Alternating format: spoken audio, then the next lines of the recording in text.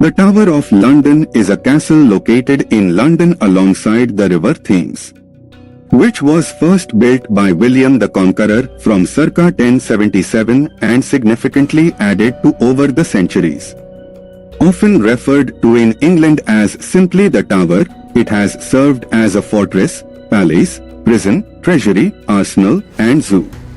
A castle with the darkest of reputations, fallen kings, queens, and traitors were amongst those sent to the tower. Although surprisingly few inmates were executed within the castle's grounds.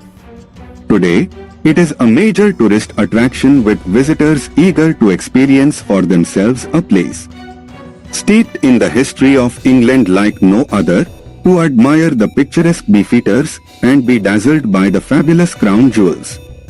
When William the Conqueror, Duke of Normandy, won the Battle of Hastings in 1066 and embarked on the Norman conquest of England, the new king sought to make his realm secure by building moat and bailey castles at strategically important locations. London was an obvious choice for a new castle, and so work began on what would become the Tower of London around 1077. The castle was one of the first in England to have a freestanding tower keep or donjon. Work continued until circa 1100 using Kentish ragstone with details using dressed limestone from Caen in Normandy, and by the time it was finished, the two-story rectangular tower was so impressive it gave its name to the whole castle, the Tower of London. The keep only received its now famous name, the White Tower, thanks to a whitewashing project in 1240 using white lime. The tower measures 36 x 32.5 meters, 118 by 106 feet, and is 27.5 meters, 90 feet tall. Access was via a wooden staircase on the south side that reached to the first floor. This was protected by a short tower in the 12th century, destroyed in 1674. The first floor and the second were divided into unequally sized halls by a central cross wall. It is not clear what these chambers were used for, and there is no record of William ever staying in the castle, so perhaps it was originally intended as a showpiece of Norman power. Spiral staircase gave access to the upper floors, and a basement, likely used for storage, had access to a well. Chambers, toilets, fireplaces, chimneys, and drains were cut into the tower's thick walls. The tower had a sloping roof on either side of the cross wall, and the top floor contained the chapel of St. John the Baptist. Its apse gives the tower its curved eastern corner. Inside, the chapel has an arcade of thick arch-bearing columns, a barrel vault ceiling, and a gallery running around the sides. 3 stained glass windows showing the Virgin and Christ Child were added around 1240. The castle was rather more than the tower, though, as it was surrounded by a curtain wall with corner towers. 2 sides of this wall utilized old Roman walls, which had been repaired by the Anglo-Saxons. Probably the principal reason why William chose the site in the first place. The castle was given a protective ditch and a wood and earth palisade on 2 sides, while the river protected the other 2. In 1097, William Rufus converted the palisade curtain wall into stonework. The main entrance to the castle was on the west, city, side and protected by an elaborate barbican fortification. The structure, built at a 90-degree angle to the entrance for extra security, became known as the Lion Tower. English monarchs used the tower as an occasional residence up to and including Henry VIII, r. 1509 to 1547. And many of them made important additions and improvements over the centuries. In the 12th century, the massive polygonal bell tower, c. 1190 to 1200, was added to the southwest corner of the curtain wall. A tidal moat was dug, 50 meters 160 feet wide, and the wall was extended on the south side so that more money was spent on the complex than any other English castle except Dover. Henry III of England, r. 1216 to 1272, paid particular attention to the apartments within the castle and even established a small zoo, although King John, r. 1199 to 1216, may have been the first to keep exotic pets here. Leopards, lions, an elephant, and even a polar bear were all resident at one time or another, usually diplomatic gifts, and the Tower Menagerie only closed down in 1835. Another curiosity of the 12th century was the future Archbishop of Canterbury, Thomas Becket, r. 1162 to 1170, doing a stint as the castle's constable in the 1150s. The Bloody Tower and the Wakefield Tower were added during the reign of Henry III of England, 1216 to 1272, as were 3 D-shaped towers on the east side and 3 on the northern side of the curtain wall.